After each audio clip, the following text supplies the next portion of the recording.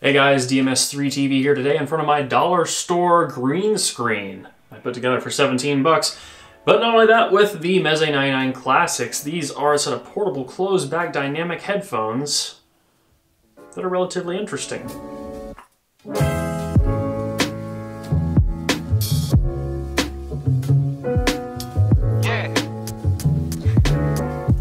So starting off with the build, they are amazing. The wooden cups are borderline so perfect that I couldn't tell if it was actually wood at first, but it is. The metal headband that goes across the top and the suspension strap are absolutely phenomenal and are basically identical to the Meze 99 Neo, which I reviewed a while back. In fact, basically all the construction of these is the same as the Neo, only this is using wood instead of plastic. So that said, these are stupidly well built, lightweight, and comfortable portable headphones. Now there are some instances where I don't find them comfortable. For example, if I'm running, these do tend to bounce up and down just a little bit on my head, and in some cases my ear does rub against the inside here where the driver is. Now that can be a problem for some people. Usually it's a big problem for me, but with these it really wasn't that much. I could wear them for 6-7 hours at a time and not have any issues with comfort. Though that was more when I was stationary than mobile. Mobile, I did have some issues with rubbing. Now there's two cables that come with this, one that's shorter and has a button and a microphone, and then a long one you can use at home for a DAC, amp, computer, whatever. And honestly, these don't really benefit in any way from having a DAC and an amp. I mean, unless the DAC built into whatever you're using is just really low quality, these are going to sound fine on pretty much anything because they don't take hardly any power. So build-wise and comfort-wise overall, I'm really impressed with the 99 Classics. But it changes when we get into sound. That's a very interesting area. Let's look at the frequency response first. Remember, I'm in front of a green screen, so I can't actually see what's behind me, so I got it on my phone. I feel like a weatherman pointing out like what the weather is and everything. So these are very well extended into lows, but that comes at the price of a almost 15 decibel bass boost that goes from 0 to 300 hertz, meaning these are going to bleed into the mids, and they're going to sound extremely warm. On the other end of the spectrum, we actually drop down 15 decibels from the mid-range to the lower treble, and then jump back up another 10 to 15 for the majority of our high range. It doesn't stop there. Distortion kind of looks like a complete mess as well, especially in the lows and low mids, and this impulse response isn't the tightest that I've seen ever. However, there are a couple points that make this a good headphone. Not necessarily for hi-fi use, not necessarily for critical listening, definitely not for critical listening. And I wouldn't recommend these for anyone who's wanting a very accurate image of what their music sounds like.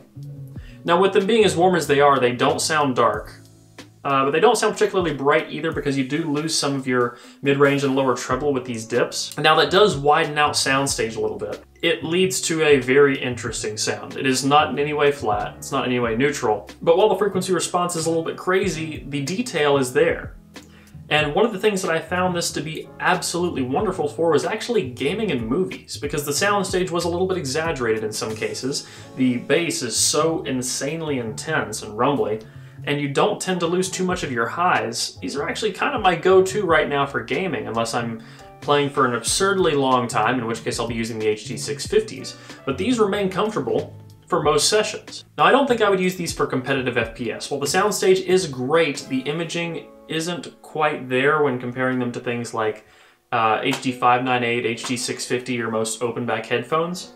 But if you need something closed, it does pretty dang good. I haven't tested it yet, but I'm pretty sure that cable with the microphone might work on a PlayStation 4. I know a lot of people use earbuds for things like that. Let's just leave that unconfirmed for now. So quick wrap up of sound. I wouldn't say these are good for anything along the lines of high fidelity listening. However, they would be very fun for someone who's into bass, and they are very fun for movies and gaming. But when doing things like listening to some vocal heavy music where someone has, like, say, a deep voice, or even listening to my own podcast, the low mids of my voice or anything else I heard, any vocals that were deep, seemed to kind of bleed out into the mids, and they were just so rumbly. It was just a bit too much in some cases. Now, I'm sure a pad change could help this, but for what these are, I really wouldn't change anything for gaming in a closed-back portable headphone. And I usually like to wrap this up with amp pairing, but there isn't really much to talk about with amp pairing because these don't need an amp. I mean, yeah, you could use them with pretty much any amp or DAC you have laying around, as long as it's an improvement over your motherboard's audio, but they really don't need much power, so anything that has a decent DAC should power them just fine. Even the little iPhone dongle does a great job. Oh, and they came with a carrying case just like the 99 Neo. It's pretty slick. I don't really have any complaints about it. Does its job, it's a carrying case. What are you gonna do?